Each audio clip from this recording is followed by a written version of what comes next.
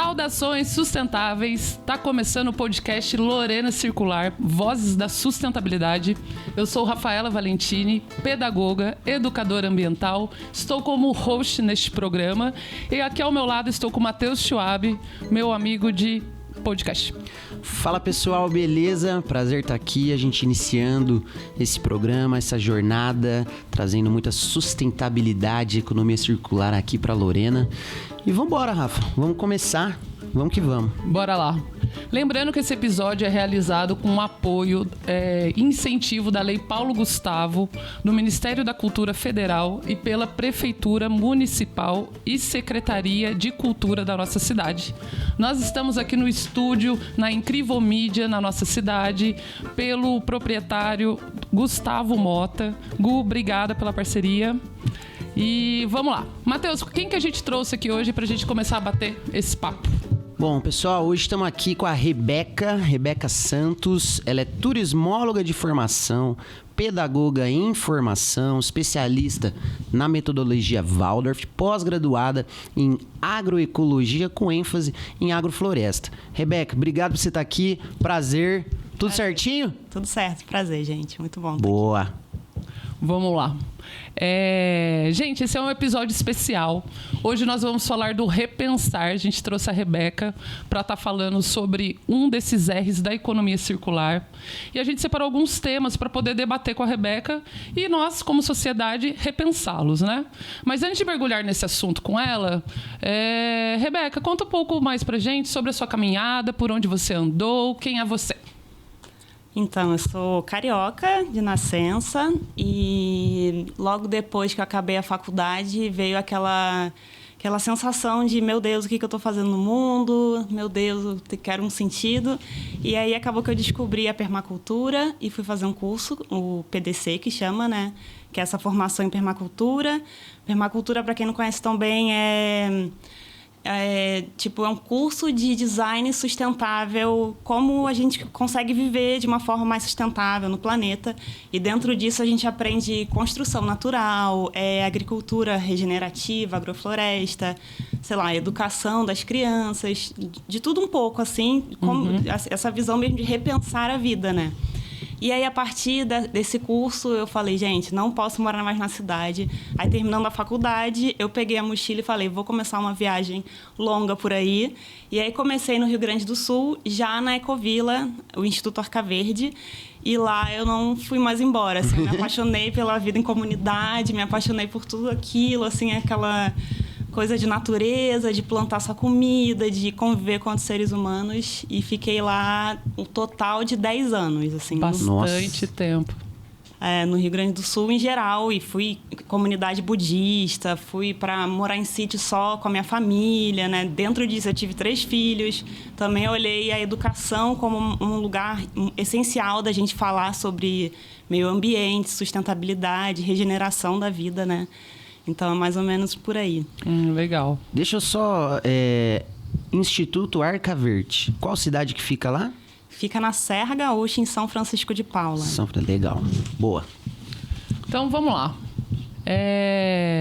Nós selecionamos alguns temas para a gente conversar, né? Matheus, o que a gente separou para a Rebeca poder falar? A gente separou aqui para mergulhar junto com a Rebeca 5 temas para a gente repensar a água, os alimentos, o consumo, o rejeito e as relações. Porque a gente quer repensar a nossa relação com a água, nossa relação com os alimentos e, no final, a nossa relação com as relações, né? Como as relações podem ser repensadas. É isso que a gente pretende bater esse papo aqui hoje, Rafa. Antes de eu te fazer a primeira pergunta, eu vou deixar um questionamento para o ouvinte.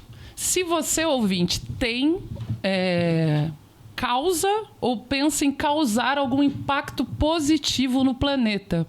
Porque, como a gente... Isso da educação, os 3 aqui também, né? Quando a gente fala de aprendizado de significativo, é quando a gente consegue falar e nomear tudo que a gente faz, né?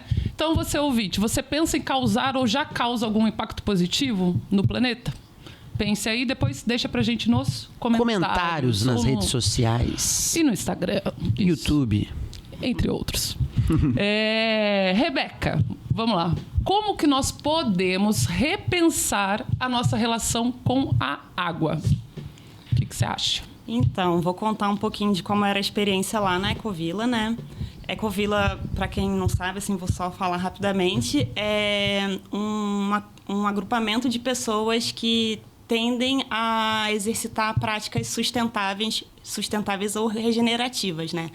Então, são pessoas que querem viver junto, que querem fazer coisas juntas e, dentro disso, normalmente existem ecovilas urbanas, né, comunidades urbanas, mas a maioria são comunidades rurais.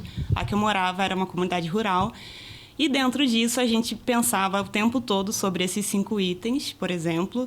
E a água, eu acho que é um dos principais, porque, se for pensar, ela está dentro de todos os outros, né? Perfeito. Tá então, mesmo. Lá, por sorte, a gente tinha água de nascente, a gente não tinha nenhum tipo de abastecimento de fora, né? A gente não tinha Sabesp lá e não precisava pagar, mas a gente também tinha que, por exemplo, lidar com toda a coisa de captar água, a gente tinha, por exemplo, cisternas de captação de água da chuva, para não depender totalmente, né? Vai que o cano solta lá em cima da nascente, aí tem que ir lá. Normalmente acontece isso quando está chovendo. Então, a gente tinha essa cisterna, por exemplo.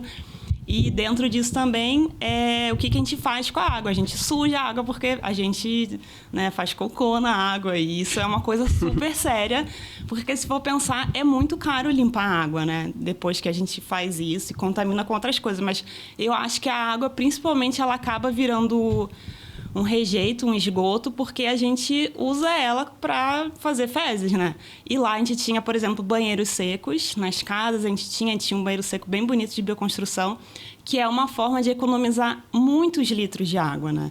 E nós somos os únicos animais que cagamos na água, assim, isso é louco. E se a gente for pensar aonde que começou isso, assim, é uma coisa assim que se perdeu na história, né? Então, acho que o banheiro seco foi um marco inicial, assim, a gente chegou na Terra e já foi construído o banheiro seco, assim, para ser uma coisa... Realmente, aqui a gente cuida da água, né? Principalmente por lá não ter esgoto, tinham vários tipos de tratamento de água. Por exemplo, tinha banheiro molhado, que a gente chamava, mas a partir dali a gente fez um tanque de evapotranspiração, que é um tanque também que filtra, tem bactérias e tem toda uma tecnologia que essa água sai limpa. Ela sai não contaminada mais, né? E banheiro seco é vida, gente, porque o banheiro seco você vai lá, faz as suas necessidades, joga uma serragem, aquilo ali fica compostando mais ou menos 1 ano, aí é uma compostagem bem específicazinha para matar todos os patógenos, e dali esse composto vira humus, e o humus a gente planta árvore, a gente não adubava a horta, né? Para garantir 100% de segurança, mas plantar árvore, a gente plantou muitas árvores com esse humus maravilhoso. O banheiro seco, para talvez quem não conheça, é igual a um banheiro. Tem como chama? A privada. O assento. O assento. Como é que é? É igualzinho. Tem de vários tipos. Certo. Pelo mundo inteiro tem banheiro seco. Tem países que não são tão desenvolvidos, né, entre aspas, que ainda se usa o banheiro seco. Essa coisa de banheiro hidráulico é uma coisa muito nova, assim, em relação à grande maioria das pessoas do mundo. Eu acho que a maioria ainda usa banheiro seco, mas parece que virou uma coisa assim de uma pessoa com menos recurso, né? Uma coisa assim ruim, Sim. Uma coisa ultrapassada, mas é o contrário, gente. Se a gente for pensar, usar água para fazer as nossas necessidades, que é muito ultrapassado, né? Então, basicamente, é um lugar que a gente bota um assento, assim como a privada molhada, faz ali o que a gente precisa fazer. O xixi é separado, porque senão fica muito molhado. Aí, normalmente tem um captador de xixi e a parte de um tonel. Aí tem vários tipos de banheiro seco, né? Um que rola, um que é um tonel. Todos você joga serragem ou alguma matéria seca com bastante carbono. E ali enche o lugar, aí tampa, calor, tempo, humus. Daí deixa 1 ano em média. Vai e aí um pouco vai virar técnica. Esse humus, que seria um adubo. Composto. Um composto. Terra preta, assim, maravilhosa. E sem Legal. cheiro? Sem cheiro. Caramba. É incrível. É sem cheiro. Eu tinha maior preconceito, assim, mas é incrível o negócio. Eu fiquei anos, né, fazendo É isso. porque a gente associa muito limpeza, higiene com a água, né? E aí quando você fala usar o banheiro seco e não ter água, isso ser uma prática do mundo, assim, é uma coisa que você fala, caramba. Sim, mas se a gente for pensar, a gente dá a descarga e essa água vai pra onde? A gente não vê ela, a gente não sente mais o cheiro. Quando a gente sente o cheiro, a gente fala, nossa, que nojo. Exato. Porque a gente só dá a descarga e ela some, assim, mas ela não deixa de ir pra algum lugar. Por mais que tenha tratamento de esgoto, eles falam que, né, tem, sei lá, 90%. Não é verdade, gente. Tanto que o rio é sujo. Né? Os rios aqui de Lorena, o rio atrás da minha casa é sujo, tem esgoto. Então, tá indo a privada, tá indo o cocô da gente pra lá, E pra sabe? onde que vai, né? Que a gente É isso. Então, nesse sentido, pra gente... Só um adendo, isso que você falou, Rafa, tem uma relação bem ancestral mesmo, até ritualística, mitológica, com a água, com uma questão de limpar, né? Ah, tá com dor de cabeça, toma um banho quente. Sim. Ah, comprou uma roupa no brechó, às vezes o pessoal até lava antes de usar para dar uma limpada nas energias, né? A gente tem muito isso, mas pelo que a Rebeca tá falando, na verdade a gente tá colocando um problema para baixo do tapete ali, porque a gente não tá lidando com essa água que a gente tá sujando e no fim é a mesma água que a gente acaba bebendo ou consumindo no dia a dia, né? Gasta uma grana. Seria isso. Mas talvez pra gente repensar, então... Legal, não tinha pensado nisso. A primeira postura é não sujar. Sim. Então, na Ecovila, acredito que tinha um pouco isso de, não sei, de tentar sujar menos possível as coisas, bagunçar menos possível nesse sentido. É uma premissa de Ecovila? Como é que é? Sim, com certeza. Tipo, diminuir o impacto negativo e aumentar o impacto positivo, né? Boa. Tanto que, tipo, os itens de limpeza, de higiene pessoal eram todos o máximo natural. Tudo a gente fazia, sabão para máquina a gente fazia, shampoo, sabonete para banho, creme, hidratante, todas essas coisas a gente fazia lá. Porque essas coisas também têm metais pesados, tem parabenos, muitas coisas, muitos produtos que fazem mal, que contaminam. Se essa água não é tratada, vai para o mar, ela contamina os corais, os peixes, essas coisas assim, né? Então, realmente era diminuir ao máximo o impacto negativo e o que desse para gerar de impacto positivo. Por exemplo, a água do banheiro que não é contaminada ia para um tratamento de plantas e essas plantas depois eram colhidas, porque não tinha nada que era contaminante, assim, não tinha detergente, não tinha sabão em pó, que essas coisas tem... Não dá para a gente regar um inhame e depois comer um inhame com sabão em pó, né? Mas com sabão natural, dá. A gente comia tudo isso. Que assim. momento que a gente perdeu isso, né? A necessidade de ter tudo em mãos, né? Fez com que a gente parasse de pensar, né? Porque o máximo da sociedade é você poder ir em algum lugar, da evolução nossa, é poder ir lá no supermercado comprar um alimento.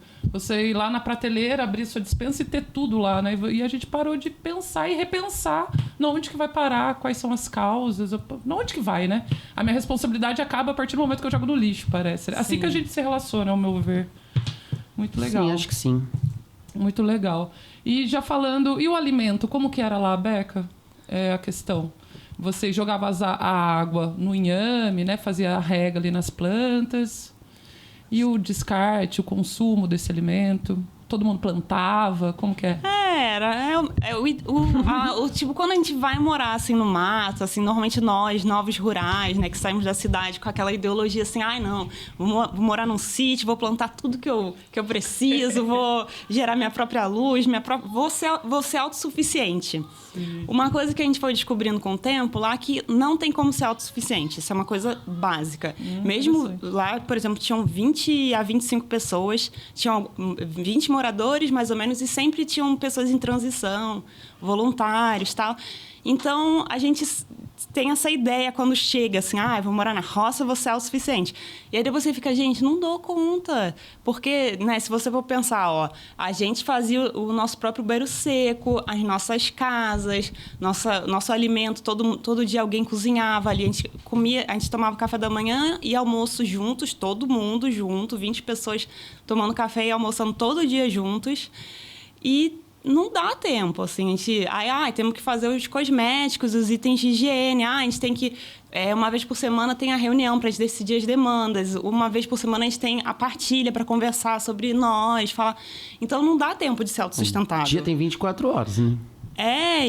E também lá tinha uma premissa muito forte, assim, eu quero aproveitar a vida. Eu não quero ter... Mesmo que eu esteja no mato, eu não quero trabalhar 8 horas. Por mais que seja prazeroso trabalhar, eu quero ficar no lago nadando. Não é assim, quero ficar de vadiagem, né? Porque pra gente, que foi muito ocidentalizada, a gente tem uma noção de que ficar parado é ruim, né? De ficar... Aproveitar um ócio, isso é uma coisa ruim, é uma coisa de gente preguiçosa. E lá tinha uma coisa assim, eu quero aproveitar também, quero desfrutar. É um lugar lindo, maravilhoso. E tem o lance de que é frio pra caramba. Então, a gente não conseguia plantar as coisas que a gente está acostumado a comer. Lá não dá banana, lá não dá mamão, manga. Então, lá era um clima bem específico. Pelo menos pra mim, que sou carioca, eu não sabia comer nada daquilo. Tipo, mirtilo, essas framboesas, assim, é tudo muito legal, muito chique. Mas aí você vê, tipo, é isso que dá num lugar como esse. É batata que dá num lugar como esse, não dá mandioca. Então, até você chegar num lugar... sair da cidade, chegar e falar, não, vamos plantar. Tá, mas como é que planta? Como é que... Deixa eu entender, assim. Então, aí eu fiquei lá 10 anos. Eu aprendi a plantar, eu entendi como é que funciona, estudei muito, pratiquei muito, morreu um monte de planta, morreu um monte de investimento, de semente, disso, daquilo. Mas aí chegam outras pessoas do zero. Acabei de chegar da cidade, estou apaixonada por esse lugar, quero começar assim... Então, toda a transição lá de pessoas era um pouco rápido, assim. Eu que passei, né, todo o tempo que eu fiquei lá, eu vi muitas pessoas indo e vindo. São poucas pessoas que estiveram lá todo o tempo que eu estive. Então, a gente chega muito cru, né? A gente chega muito com essa ideia, assim, eu vou plantar tudo que eu como e tal. Então, uma coisa que a gente foi evoluindo é vamos criar rede. A gente não é da terra, tipo, todos lá eram pessoas que quase todos tinham faculdade, quase todos são classe média, brancos... Então, ninguém tinha, assim, um avô que foi quilombola, que tinha uma roça no quintal. Era todo mundo assim, eu cresci... Quem teve sorte cresceu no quintal. A maioria cresceu no apartamento, numa casa normal, comprando tudo, abrindo a geladeira e pegando comida. Então, a gente viu, a gente precisa fortalecer as redes das pessoas que sabem plantar. Então, nisso, a gente tinha a nossa rede de muitos agricultores, assim, familiares, que já eram orgânicos, que já sabiam muito mais sobre agroecologia, agrofloresta do que nós. E num clima super severo, que é o clima da Serra Gaúcha, né? Porque você tem um tempo de plantar muito pequeno ali. Então, a gente viu, a gente precisa de rede, a gente precisa de outros seres humanos. A gente foi inventar. E o que a gente vai dar em troca? Dinheiro? Será que a gente só sabe trocar com dinheiro? E a gente começou a ver o que mais a gente pode trocar além do dinheiro. A gente começou a se especializar em certas coisas, em certos processamentos, que talvez as pessoas de lá não tinham, assim, uma cultura de processar algum alimento. Alguém foi lá e se especializou. Alguém foi lá vamos fazer um lance de apicultura aqui. E aos poucos foram nascendo empreendimentos assim de algumas pessoas dali e produzindo realmente alimento, mas foi muito rede. Que assim. massa! Como que seria esse... Não, 2 perguntas, na verdade. Por exemplo, bem interessante isso. Vocês estavam lá com essa ideia de ser autossustentável e de repente perceberam que precisa dos outros, que não dá para ser.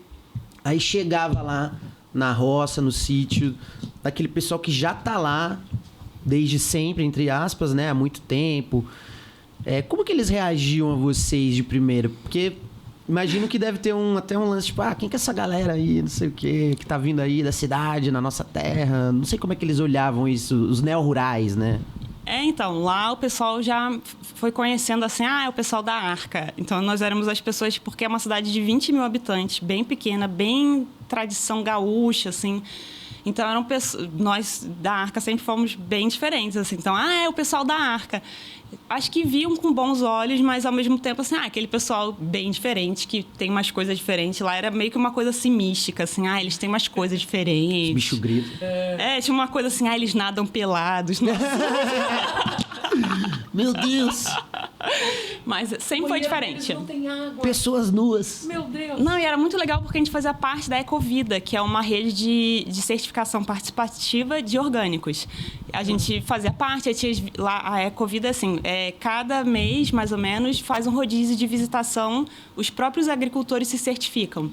E aí a gente fazia parte dessa rede, e aí os agricultores iam lá na arca, né? E era tipo assim, eles ficavam super curiosos, assim, mas e aquele banheiro que não joga água? Umas coisas assim, muito. E a cozinha, nossa, a cozinha... Por que tem tanta cadeira, tanta mesa? Era uma mesona enorme, um monte de banco. Almoça, todo mundo aqui almoça. Aí batia o sino, aí vinha aquela galera assim, o pessoal, meu Deus, nossa. É igual em casa, só que com 20 pessoas. Né? Mas aí tinha esse olhar do diferente, e para romper, de repente, uma barreira, vocês entravam nessa rede oferecendo um benefício ali para todos. No caso, esse exemplo que você deu do processamento do alimento, seria o que exatamente? Eu não sei. Ai, de tudo, assim. O cara planta uma coisa... foi só um exemplo. Uma coisa que a gente tentou fortalecer muito foi a rede Ecovida mesmo. Tipo assim, vamos plantar orgânico. Tipo, para quem já plantava lá, hoje em dia eu acho que é um pouco de soberba, assim, de um monte de novo rural chegar para um agricultor tradicional e falar, vamos plantar orgânico, sabe? Porque é melhor. Eu não sei, mas acho que tem que chegar mais de mansinho. Hoje em dia eu vejo, assim, eu acho que a gente chegava muito... A gente, no geral, tô falando de uma forma ampla, com posicionamento, não, porque agrofloresta é a melhor coisa. Não, a gente nem plantava a nossa comida, sabe? A gente chegava com muitas certezas para eles, assim, não, porque agroecologia, agrofloresta, os caras já plantam desde sempre. Uhum. Então, tentar... A gente trouxe, várias pessoas acharam muito legais, assim, mas eles não viam benefício, assim. Eles, tipo, eu já planto, eu já vendo, eu já... Sou feliz assim, as pessoas compram meu produto, eu alimento pessoas. Então, sem ser no orgânico eles plantavam. Porque no orgânico é um pouco... O lance, assim, a diferença de orgânico para não orgânico é só o veneno. Mas, normalmente, o orgânico não necessariamente é mais barato. O agroecológico, o agroflorestal, sim. Se você entra num processo de ser... Realmente, fazer todos os processos dentro da terra vale a pena. Mas você chegar para um produtor e ficar tentando convencer ele de ser orgânico, eu acho que é meio chato. Mas a gente, aos pouquinhos, foi tentando fazer com que eles entendessem a importância de criar uma rede de agricultores. Assim, a gente fortalecia muito a cooperativa de alimentos de lá. Então, vocês pensaram na relação ali com os agricultores, não necessariamente a mudança deles de como plantar, né?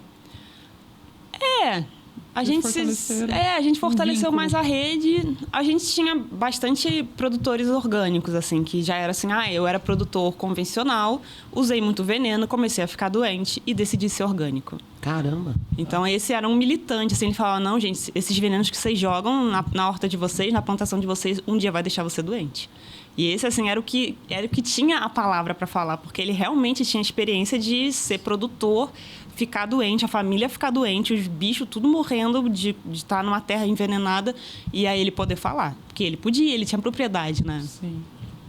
E essa rede, vocês se ajudavam também para escoar a produção, para vender, ou para se alimentar ali no dia a dia. Quantas pessoas comiam por dia ali na Ecovila, naquela mesa?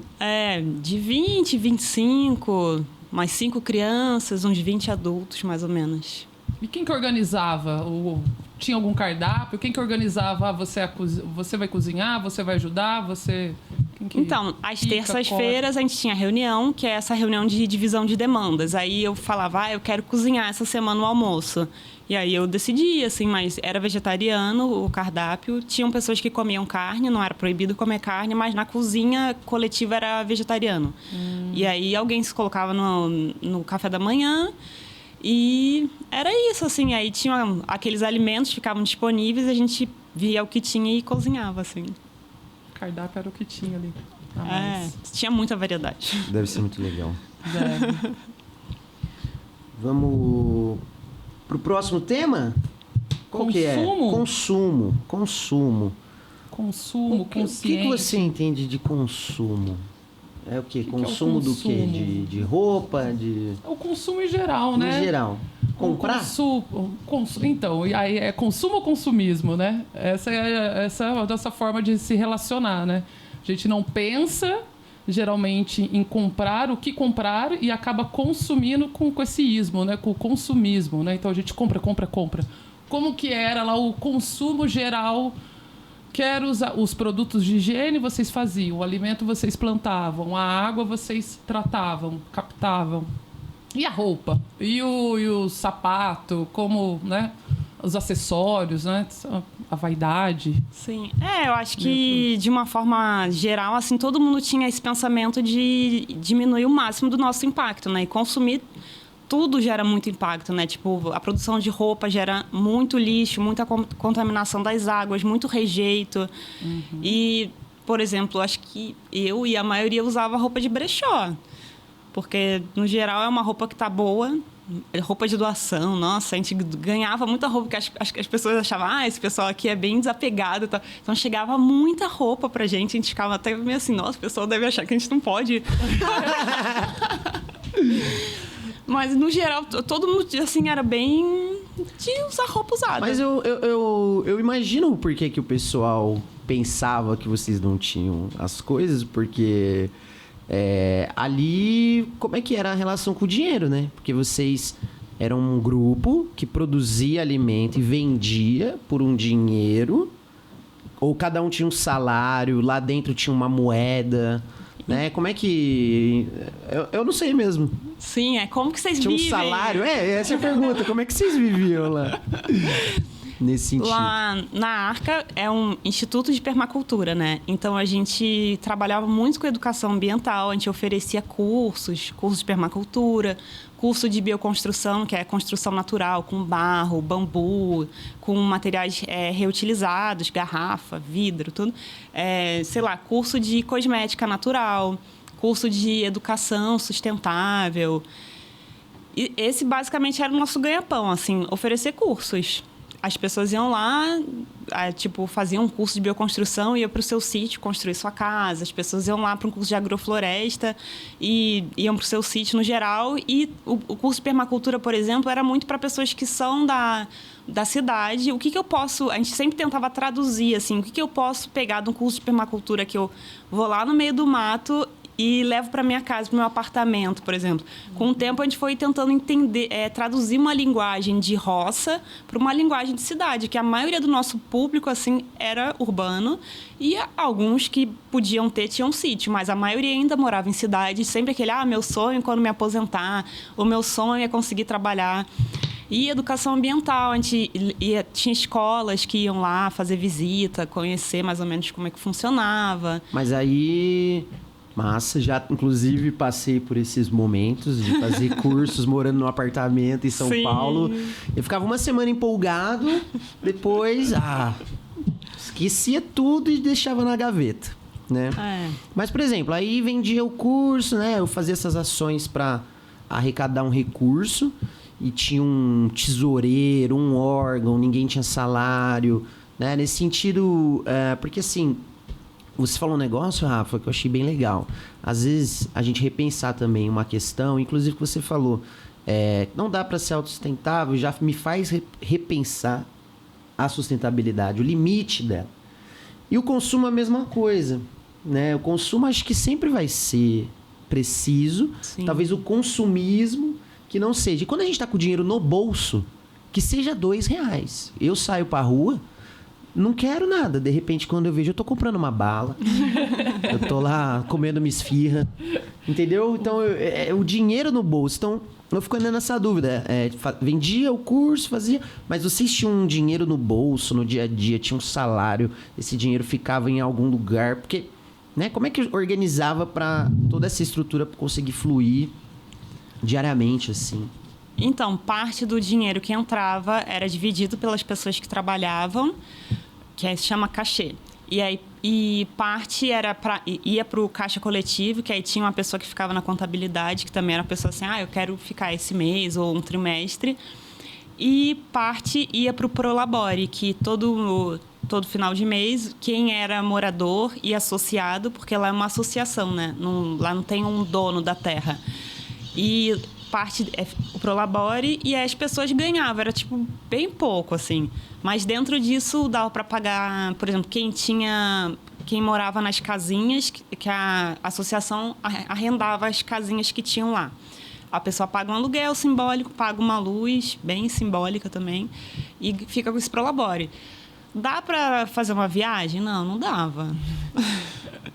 Mas o lance também de você ir para um lugar desse, assim, no meio do mato e tal, normalmente são pessoas privilegiadas que têm alguma outra fonte de renda, sabe? Eu chegar do zero, nunca plantei, nunca produzi nada e quero viver da terra. Mudar. Poucas pessoas lá. Poucas pessoas lá realmente chegavam sem nada, assim, sem um aluguel, sem um extra, uma coisa que eu fazia, sei lá, um home office, pouquíssimas, assim. E essas passavam bastante perrengue, assim, de não ter grana para comprar alguma coisa especial, assim. Lá o luxo era, tipo, comprar queijo, porque queijo é caro, né? E aí não tava na cesta básica da Arca. E aí era, tipo, tô ostentando, tenho um queijo, assim. E deve ser muito louco, deve ser uma inquietação, né? Você não ter... o dinheiro ali daqui a pouco, ou ter o dinheiro e não ter o que comprar, né? Você tem que repensar no que você vai gastar esse dinheiro ali que foi através do seu trabalho, um trabalho diferente, né? Tudo é repensado, né? Eu fico pensando nessa inquietação também, mas acho que a Rebeca falou uma palavra que é a transição. Você falou, eu acho que seja aquele um momento em que você tá se desapegando de alguns hábitos aqui na cidade e se readaptando, né? É sobre isso, né? Essa transição. Sim. Quais são... O que te marcou, assim, no momento que você falou, nossa, cara, sei lá, tô com saudade de comer chicabom. Não sei, alguma coisa comia. Assim. Não, mas entendi. Comia chicabom, tá. Eu tinha saudade de ir no cinema, sei lá, de ir no teatro. Realmente, a vida na roça é bem pobre culturalmente, assim. Primeiro, todo mundo é longe, né? Até nossos amigos que eram músicos, era super longe. Eles faziam saraus na casa deles, mas era longe. E aí você fica, né? Aí fica aquela coisa, não quero gastar gasolina, porque, né? Mas aí, depois de um tempo eu fiquei, gente, eu quero viver também. Não precisa ser tão, assim, né? Tão escasso as minhas possibilidades de felicidade. Assim, tô a fim de comprar roupa, eu vou lá no brechó e compro.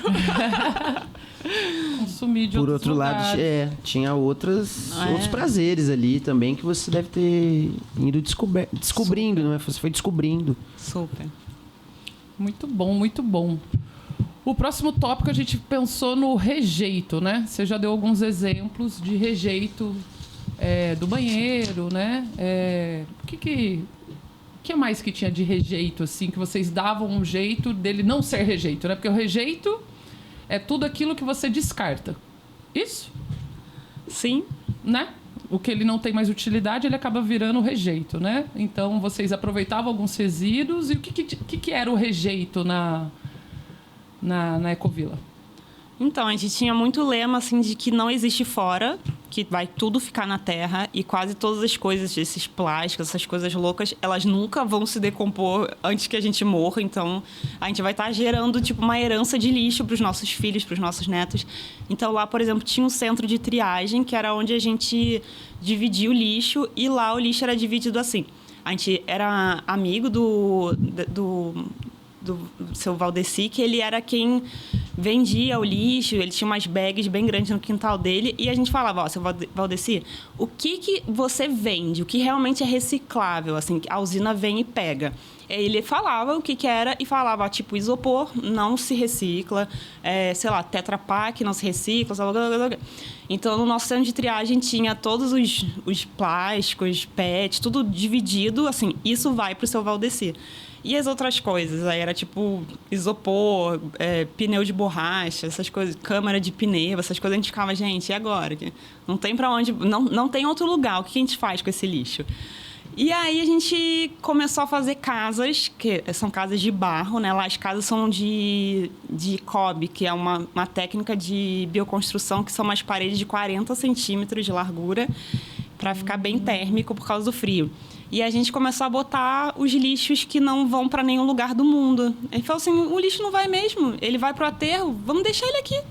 E aí começamos a botar dentro das paredes os lixos que não tem solução. Como é que faz? Uma pilastra, Uma barro. face da parede aqui, a outra aqui. E o dentro, o recheio é... É, porque a massa do Cobb é argila, areia e palha. E aí você vai... Ela é estrutural, assim. Você vai fazendo e botando lixo, fazendo. E dentro do centro de triagem, né? A parte que ia pro seu Valdeci, a gente levava. E a gente já pensava assim, o que a gente gosta de consumir, de alimento e tal.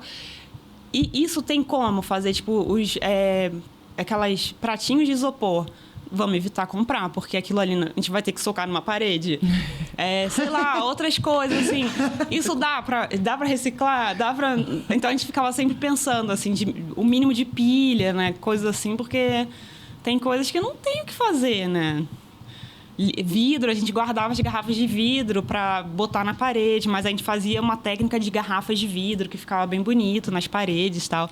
Mas era tudo pensando assim, o que a gente vai fazer com isso? Roupa a gente botava na parede, porque roupa também... Caramba. E a gente vai com a nossa roupa. Onde vai parar, A gente doa. E aí a doação vê as roupas decentes, as roupas que estão caquéticas, a gente vai fazer o quê? Ela joga no lixo. E o lixo vai para onde? Vai pro aterro. E o que se faz com roupa no aterro? Deixa lá. Deixa lá, né? É um grande problema, na verdade, né? O descarte de roupa até, né? O descarte de tudo, né? Se a gente for pensar. De tudo. Mas a roupa é um comércio à parte. E... Muito louco. Roupa na parede. Os orgânicos, composta 100%, seria isso? Composteira, sim. A nossa composteira lá, a gente tinha uma composteira gigante, assim, com várias câmaras de tempo. Aí enchia uma, aí eram 5. E enchendo. Aí quando enchia a última, a primeira estava pronta para esvaziar. E aí ia direto para a horta. É um composto, mas não precisa comprar terra. E isso é uma coisa que dá para fazer no apartamento, né? Tem que ter uns vasinhos, tem que ter um amigo que gosta de planta para doar, porque daqui a pouco começa a produzir um monte de composto e tem que esvaziar os... Essa parte era autossustentável. Comia, compostava, girava o composto, o adubo para terra. Resíduo, não é? E aí vinha a água, de repente, não suja. Que você falou... Tinha um lance de ecossaneamento, assim, de um tanque de evapotranspiração. Sim. Aí a planta absorvia. Então... Cara, muito difícil legal. de falar, viu? Muito legal, cara, essa experiência de você realmente ver. Eu acho que é legal você ver o impacto nas coisas pequenas. Sim. Sabe? Isso aqui, em vez de eu jogar ali, eu joguei aqui, que entrou num ciclo de upcycling e voltou pro meu prato. Eu tô comendo isso. Isso que deve ser muito legal. Muito, quando a gente come inhame, então, porque o mais comum é fazer isso com banana, que a banana também puxa muita água. Então, essas águas residuais, que são tipo da pia, da máquina, sei lá, elas vão normalmente para bananeiras. E lá não dava, porque lá não sobrevive a banana, então era inhame. Então, quando a gente comia inhame, era tipo, é o inhame da nossa água residual lá, que legal. Nossa, que massa. Você falou pra mim, Rafa, que lixo é uma questão de design, é isso? É, né? Essa é a frase? Essa é a frase mais usada, né? Para quem fala de economia circular, que os designers não deram conta, né? De repensar na reutilização do produto criado por eles, né? Então, a gente descarta e já era. E nunca mais a gente pensa no que vai acontecer com isso, né? Coloca lá na porta, parece um favor, né? Quando você separa o seu lixo, parece que o catador de lixo está fazendo um favor só de pegar o seu lixo, né?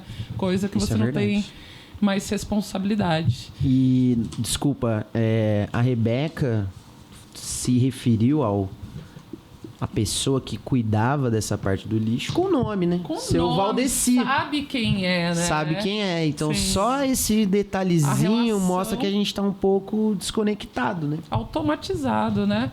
E essa relação com o seu Valdeci, né?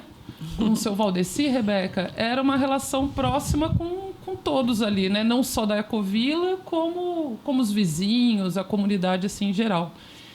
E a relação foi algo para você que saiu da cidade, foi para uma ecovila? Foi algo que você teve que repensar também? Nossa, muito. Mas foi o que me fez ficar. Olha só. Quando eu cheguei lá e vi aquilo, assim, de estar todo mundo numa cozinha, porque a cozinha lá era o coração da Arca mesmo. Lá todo mundo fazia as refeições e ficava tocando violão e ficava trocando ideia. Então eu vi aquilo e falei, gente, eu sempre tive família, eu, minha mãe e minha irmã. Quando eu vi, 20 pessoas conversando, cada um lendo, sei lá, cada um fazendo uma coisa, mas juntos, eu falei, gente, isso com certeza é o maior desafio da minha vida. É incrível, né? Você... sei lá, conviver, conhecer, saber, ir sabendo as histórias de 20 pessoas e ser íntimo da pessoa, né? Porque, a gente se conhece, mas todo mundo com tanta pressa, e lá, um dos nossos nortes é, assim, sem pressa, não é fazer as coisas devagar, mas não é ter essa mentalidade, que tá parada, a gente tá perdendo dinheiro, a gente tá perdendo tempo. Não, a gente tá desfrutando da vida, né? Ter presença, né, ao fazer as coisas, né? Estar presente. Você falando, quando você estava falando da comida, né? Eu estava pensando a seguinte pergunta. Como é que não dá briga? Tantas pessoas fazendo tantas coisas, tendo tanto comprometimento, que eu acho que quando a gente tem um comprometimento muito com as coisas, fica até... né? Quando algo dá errado, fica próximo da gente, ficar chateado e de repente descontar em alguém, né? Tantas pessoas juntas, comprometidas, todo mundo tinha um sonho, tinha um desejo. Como é que não dá briga? Ou dava briga? Talvez esse seja o lance do repensar, né? As relações. Sim, relações e conflito tem tudo a ver, né? A gente casa com um e já casa com o outro. Tem conflito sempre. Nossa, eu entrei em um monte de treta, mas é isso. Tinha uma valorização muito grande do diálogo, assim, conversar sempre, sabe? Ou não tô conseguindo conversar contigo, vou chamar a Rafa aqui para mediar aqui nossa conversa, que tá difícil, a treta foi grande. E toda quinta-feira tinha uma roda que a gente chamava de partilha, que todo mundo sentava, era uma coisa bem... Vamos focar de estar aqui junto, vamos sentar, vamos falar como é que foi nossa semana. Não é foi bem, foi de boa, plantei, fiz assim. Não, nossa, minha semana foi muito desafiante, sabe? Eu não tô gostando do frio, eu tive muita dificuldade em comer o almoço que tu fez, porque, não é o meu tipo de almoço. Ou, sei lá, eu não tô bem com meu companheiro, ou, tô odiando meus filhos. Coisas assim, sabe? E todo mundo ouvir. Enquanto eu falo, todo mundo me escuta. E ninguém me pergunta nada.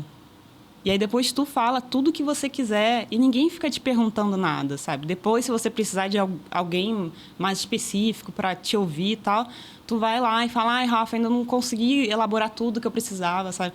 Mas esse tempo de ouvir outro ser humano, a gente não tem, a gente paga terapeuta. E eu não tenho nada contra, eu adoro terapia. Uhum. Mas não é uma coisa formal. Lá na terapia 60, você sabe que são 50 minutos que você tem tudo para falar da tua semana e tem que ser meio rápido e ela vai ficar analisando aquilo.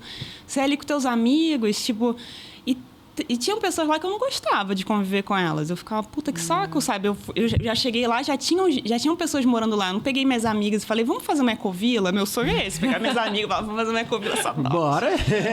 Mas, então, tinham pessoas que eu também não gostava, que eu tinha dificuldade no jeito, em tudo, assim. E eu falava assim, tem muita dificuldade com tal pessoa, esse jeito autoritário que a pessoa encaminha as coisas, sabe?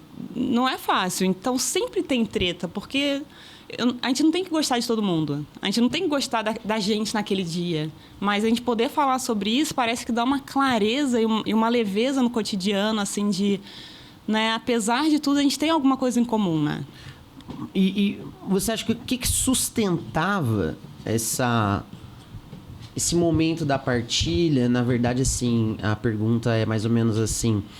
As pessoas compartilharem e conversarem o que estão sentindo de uma forma profunda, nem sempre também é fácil. Eu estava conversando com você, papos íntimos recentemente, né, de relacionamento e tudo mais. Às vezes eu sinto que falta, principalmente em nós homens, um repertório de sentimentos. O que eu estou sentindo? É raiva? É ódio? É mágoa? Às vezes eu não sei. É só a raiva, né? Mas eu acho que a pessoa... dificilmente, essa que está no momento inicial de uma transição, ela chegava pronta também. O que sustentava, o que fazia ela, era esse momento, era o hábito, a rotina de ter essa roda, ou de repente era o convívio com outras pessoas, era o trabalho mesmo, às vezes o fazer sem pressa nos dá mais chance de nos ouvir, um mix de tudo. Porque eu fico pensando nisso, né? Eu vou chegar lá, na primeira, segunda, terceira roda. Eu vou ser essa pessoa. Passei bem, minha semana foi boa, eu plantei. É isso aí, pode passar pra próxima. Então, no começo, assim que as pessoas chegavam, voluntariado, assim, no começo elas não participavam da partilha. Porque, por exemplo, eu tô aqui vivendo com a Rafa há 5 anos. Você acabou de chegar essa semana. Eu e a Rafa, a gente já tem uma escuta aqui. Você acabou de chegar essa semana. Então, é bem isso. Aí tu vai fazendo todo esse processo, assim, de...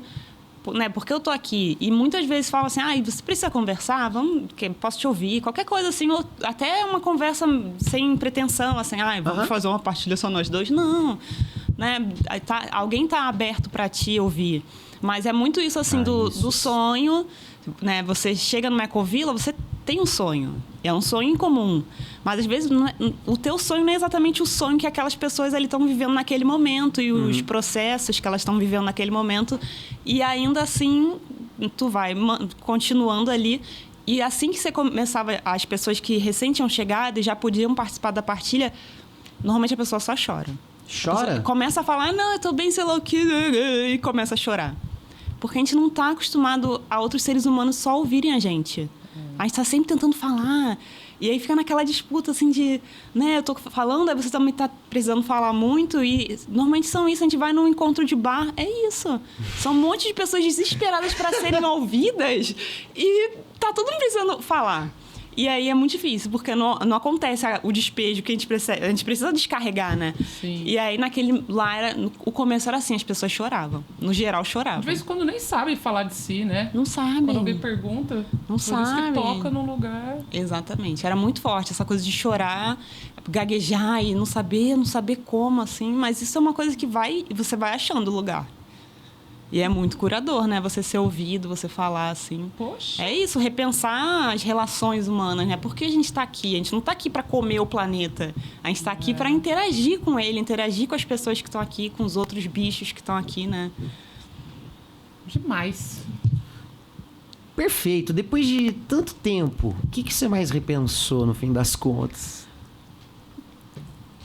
Eu tô sempre repensando muito, né? Mas agora... O pai da minha filha, ele falou, Beca, você voltaria a viver em comunidade? Eu falei, nossa, com certeza, porque faz todo sentido, né? A gente está no mundo para estar junto. Mas eu acho que tem muito a ver com o sistema que a gente vive. Assim, o capitalismo não deixa a gente pensar nisso.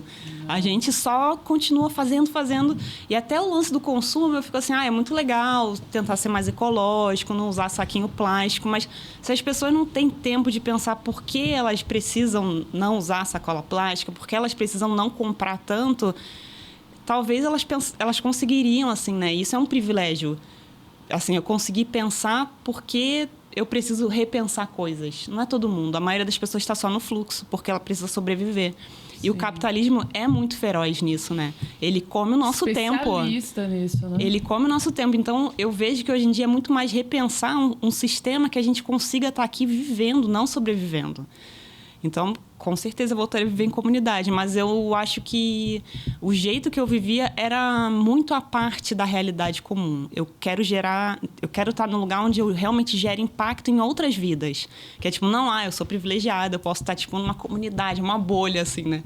Tô numa bolha lá, tomando banho no açude, plantando minha comidinha, fazendo só ranguinho saudável e com as relações em dia, minha terapia em dia. Tá, mas e aí o resto do mundo que se dane, sabe? O mundo... né? A gente está num processo assim de mudanças climáticas e de fim de mundo mesmo. E que horas a gente vai acabar, vai mandar a máquina parar? Não somos nós que estamos acabando com o mundo, né? É a máquina. É a máquina do capitalismo que está acabando com o mundo. Que horas a gente vai falar assim, chega? Porque quem está movendo a máquina são as nossas mãos, mas a máquina não é nossa. E quem é o dono da máquina que está ganhando dinheiro... tá lá fazendo coisa em Marte, lá, tá achando que vai conseguir alguma coisa com isso. Você falou sem pressa, mas temos pressa, né? Sim. De repensar tudo isso. Sim, o planeta tem pressa. Até porque o futuro já chegou, né? Boa. Não é? A sustentabilidade, ela sempre foi vista para o futuro, né? Sempre falado para geração futura, e o futuro somos nós, né? Quanto tempo que a gente está aí trazendo esses assuntos, mas nunca tão de forma aprofundada, que nem agora, né? Acho que é histórico. E Lorena, tem pressa, Rafa? Lorena, tem pressa, Beca? O que você vê para nós? Assim, você que saiu, fez essa transição, voltou para a cidade, né? 80, eu levantei uns dados aqui. As cidades são responsáveis por 70% da emissão de gás carbônico global. Mais de 50% da população global já mora em cidade. No Brasil, 20% da população é urbana, do Brasil geral. Para você, que saiu da cidade, foi para o mato, voltou para a cidade. E o que você vê em Lorena? Lorena, a economia circular, Lorena, o que você acha? Eu acho que tem potencial assim como em qualquer lugar, né? Tipo, a gente repensar coisas básicas, tipo o nosso consumo, como que é o descarte de água, tipo, pressionar os governantes, a prefeitura, por políticas públicas que façam alguma coisa mesmo. A água, gente, a água de Lorena é uma das piores do Vale. É mesmo? É uma das piores, tipo...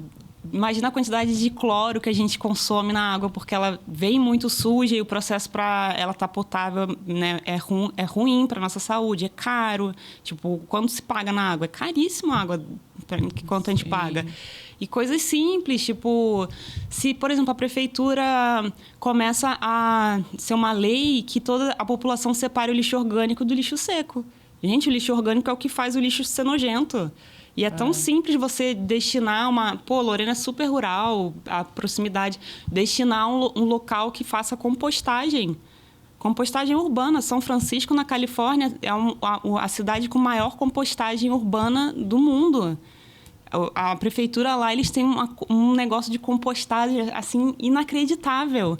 Que todo mundo é obrigado a separar e tal. Eu fico, gente, isso não é muito difícil. E é uma cidade enorme. Enorme. Lorena não é nem perto. Então, isso eu acho que já é um primeiro passo, assim, sabe? Separar o lixo orgânico do seco. Perfeito.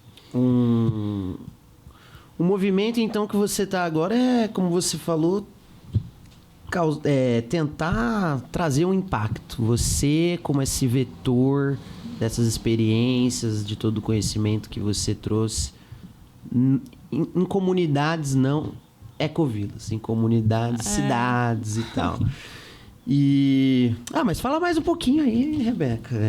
A questão da água, a questão do lixo, outro ponto que a gente, na cidade, poderia, como comunidade urbana, o que a gente poderia estar fazendo de mais sustentável, de mais inteligente é a palavra? Sim, hortas urbanas, eu acho. Nossa, Lorena, o que tem de gramado, quanto se gasta de roçadeira, de gasolina, de mão de obra, a pessoa ficar roçando. Vamos plantar, gente. Vamos, cada bairro adotar um canteiro, sabe? Se cada casa adota um canteiro de rua e planta ali, pode ser flor, não precisa nem ser comida, sabe? Mas... planta coisa assim, já tem muitas cidades no mundo com hortas urbanas que as próprias pessoas da localidade fazem o cuidado, fazem a manutenção. Isso é tão fácil. Mas se a gente plantar no meio da rua, aí passa o caminhão, passa o carro com gasolina, isso não contamina? Eu não sei te falar, na real. Mas eu acho que a nossa comida que a gente compra no mercado não é mais limpa do que a comida que a gente vai comer, sabe? Acho que respondeu. Eu acho que respondeu. Mas é legal, hein? Adote um canteiro, hein, pessoal? Adote um canteiro aqui em Lorena. Vamos lançar esse programa. Vamos. Eu gostei. Achei que... Flores. Flores, não precisa comida, sei lá, qualquer coisa, só pra não ter grama. A gente tende a olhar o contemplativo como inútil, às vezes. Sim.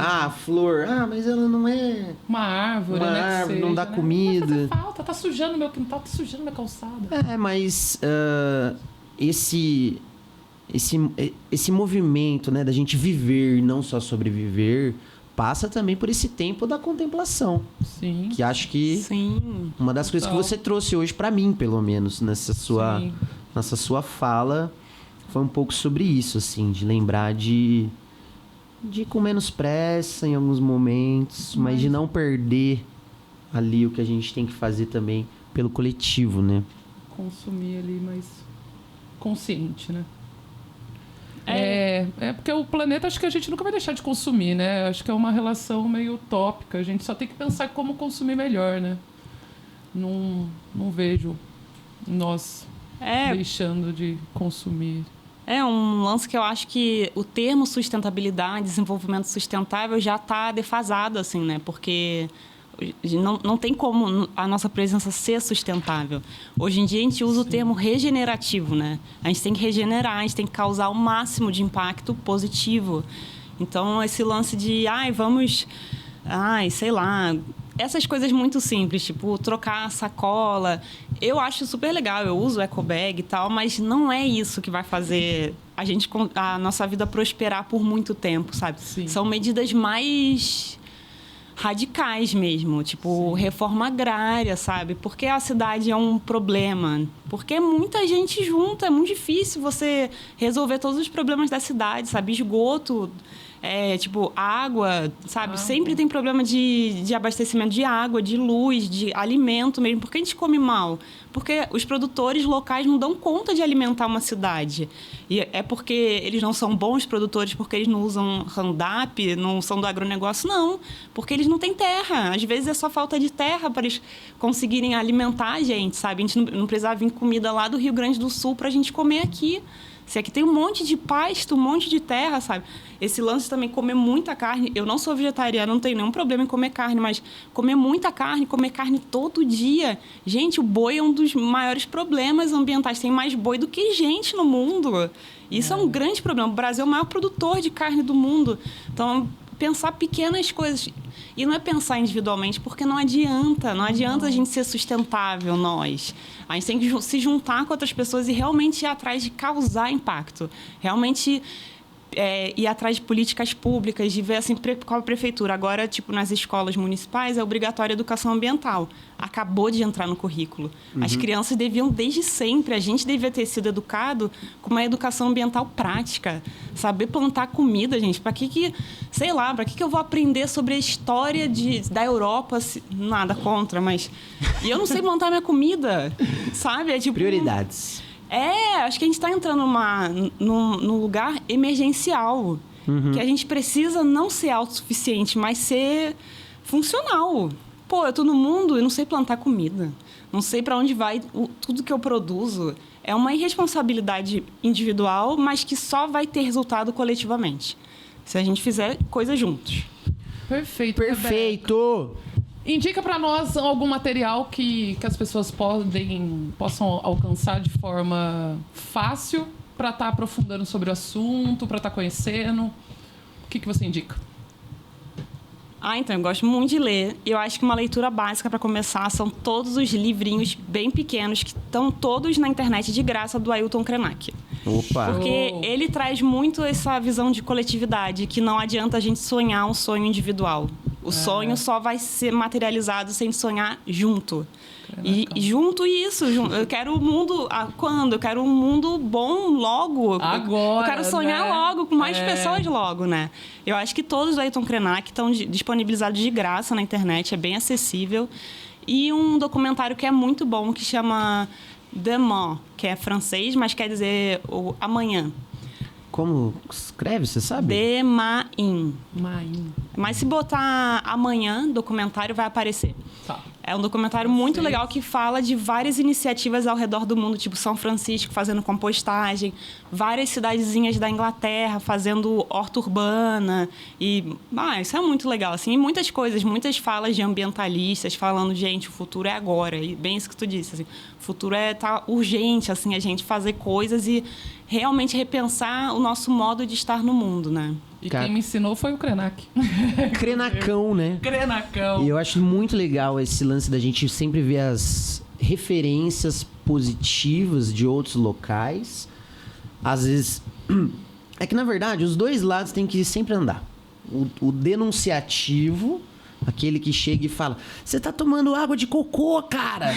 Você não sabe. Tem que ter esse cara, essa fala. E também tem que ter... A sensibilidade, né? A sensibilização. A sensibilização, seja como for. E tem que ter a coisa de... Gente, vamos olhar quem já tá fazendo bem e tal. E eu acho que... Eu tenho quase certeza, na verdade, né? Que se a gente vê esses exemplos, essas iniciativas, por exemplo, nesse documentário que eu verei hoje à noite, a gente vai ver que aplicar em Lorena, provavelmente seria mais fácil do que nas cidades que estão lá no documentário. Até porque aqui a gente tem muita gente boa, empenhada já com sustentabilidade, com regeneração, melhor dizendo. E, bom, vamos chamá-las aqui em breve, né? Teremos outros convidados que irão endossar esse discurso, esse papo que a Rebeca trouxe pra gente. Rafa, e aí, alguma coisa? A Rebeca, queria te agradecer. Obrigada, foi ótimo. Prazer estar aqui. Obrigada. Nossa. Obrigado, Beca. Maravilhoso, viu? Muito obrigado. Você, com certeza, me inspirou e espero que tenha inspirado mais algumas pessoinhas que estão ali. Deixa seu @, Rebeca, para quem quiser te seguir. Meu @ é Rebeca Minhante. Tudo junto E misturado. e misturado. Agradeço muito o convite, gente. Obrigada. Beleza. Valeu, Beca. Valeu. Valeu, Gu. Valeu, turma. Foi?